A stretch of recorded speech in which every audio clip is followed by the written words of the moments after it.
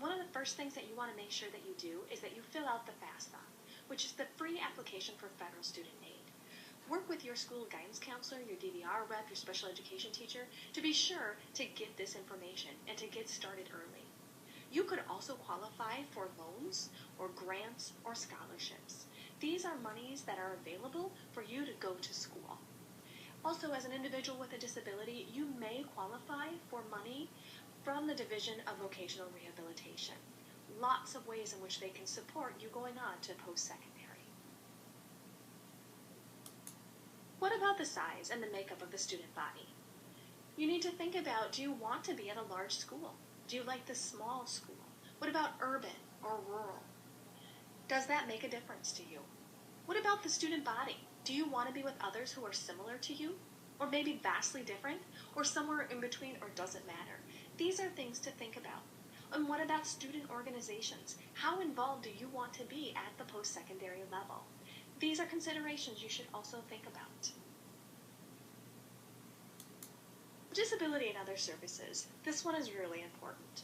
And the only way that you're going to find out about the services available is to really go visit and talk to the people in the support services office. So find out what type of disability services are available at the campus. What type of documentation do you need to provide? What about the people who work in the office? Do they seem like people that you would really want to work with on a regular basis? And then what about the other services available? Are there tutoring services available to you? And if so, at what price and when are they available? And then what about the Writing Center? Is there one available to you? Or other services that you might need in order to support your time at the post-secondary? So another consideration is to really look at the admissions process. What are the processes involved? You can find this information online, and you can also ask during your visit. You want to find out what the requirements are for attending the college or the entrance into a particular program. Thinking about what types of documentation are needed in order to get into the school or college. What types of documentation is necessary in order to qualify for disability services? Do you have that documentation? You need to find that out. Also, can you get accommodations on the entrance exams? What about if you don't pass that entrance exam? How many times can you take it? Are there alternatives to the admissions process? What about remediation? Are there classes you have to take if you get certain scores? All of these things you need to learn prior to starting that admissions process. Be sure to talk to somebody at the campus. The biggest thing is to be prepared. Contact a college to arrange for a visit. This is extremely important. Talk with the Disability Support Services office. Talk to an admissions counselor. Gather your disability documentation and any other documentation that you might need. And practice advocating. Ask lots of questions. Okay, now you understand a bit more about selecting a college. Let's do some of your own research. In order to answer the next few questions, you'll need to learn more about one institution that interests you. How will you do that? Select all that apply. Visit their campus, go to their website, call the support services office.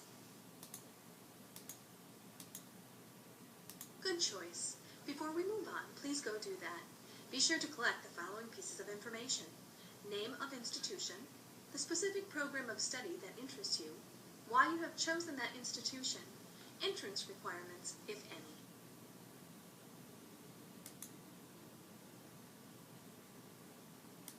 Based on the institution you chose from the last slide, please answer the following questions. What is the name of your institution? Click Next when you are finished. What field of study are you interested in? Note, make sure that that institution offers that field of study. Type in your text here and click the Next button. Why did you choose this institution? Type your text here, and when you finish, click the Next button. What do you know about the admission requirements at your chosen institution? Type your text below, and click the Next button when you are finished.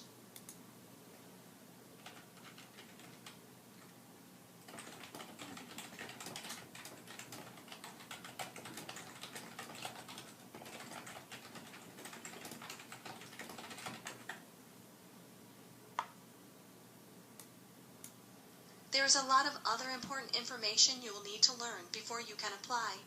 Which of the following pieces of information do you still need to learn? Length of program, type of degree offered, cost, location, size of school, extracurricular activities, disability services offered? I have found what I need to know about all of these things.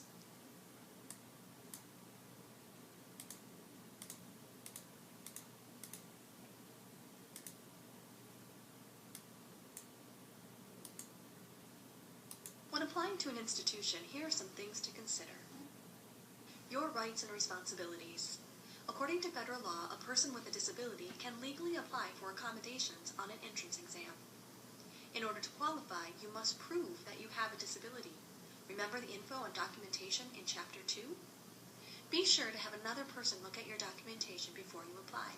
For example, your DVR counselor, special education teacher, or even the support services office. There are lots of different types of documentation. Common types of documentation include a psychological report, an individual education plan, IEP, or an educational evaluation. Talk to your special education teacher about the types of documentation you have in your file. Disclosure and accommodations. For accommodations on the entrance exams, visit the websites of the SAT at http://students.collegeboard.org or ACT at http://www.actstudent.org and find information for students with disabilities. If you know you'll need accommodations in the application process, consider disclosing your disability in the application. For example, in Chapter 6 you will learn how to write a letter about your disability. You might want to attach that letter to your application materials. And remember, talk to a support services representative at the institution before you apply. You can click below for a list of support service representatives and click for some other useful tips.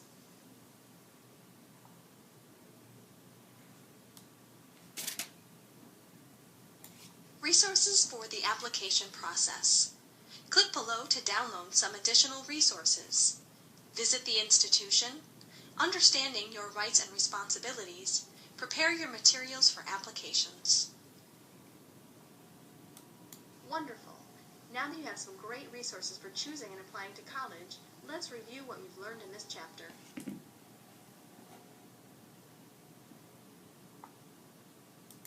Admissions procedures at the post-secondary level can be confusing. It's important to know what's necessary. Number 1. As part of the admissions process, many schools use what kind of tests? Physical endurance tests, personality tests, psychological tests, or standardized tests such as ACT, SAT, TABE, or COMPASS. That's right, you selected the correct response. Number 2. What does FAFSA stand for? Financial Aid for Student Applicants, Free Assistance for Financially Struggling Americans, Free Application for Federal Student Aid, Fun, Awesome, Fantastic, Super, Amazingness. That's right, you selected the correct response. Number 3. As part of the admissions process, what must colleges provide for those who are disabled? Waived admissions testing, reduced tuition, accessible facilities and services, tutoring services to prepare for the admissions testing.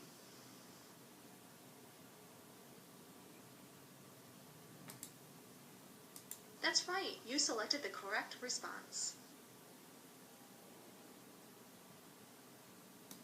Number 4. What is the difference between college admissions and program major admissions? Students can be accepted to a college, but in order to be accepted into a program or major, there may be additional requirements, such as a GPA or class prerequisites. Program or major admissions is a highly selective process, and only those individuals with a 4.0 GPA are admitted. There is not a difference between the two types of admissions. College admissions means that you reside in the same state as the school, and program or major admissions means that you are out of state. That's right, you selected the correct response. Number 5, true or false. A college must accept all applicants when making admissions decisions. True, all applicants regardless of qualifications must be accepted. Unknown. False. A college may accept only qualified applicants. That's right, you selected the correct response. Please complete an end of the chapter survey. Click Next to access it.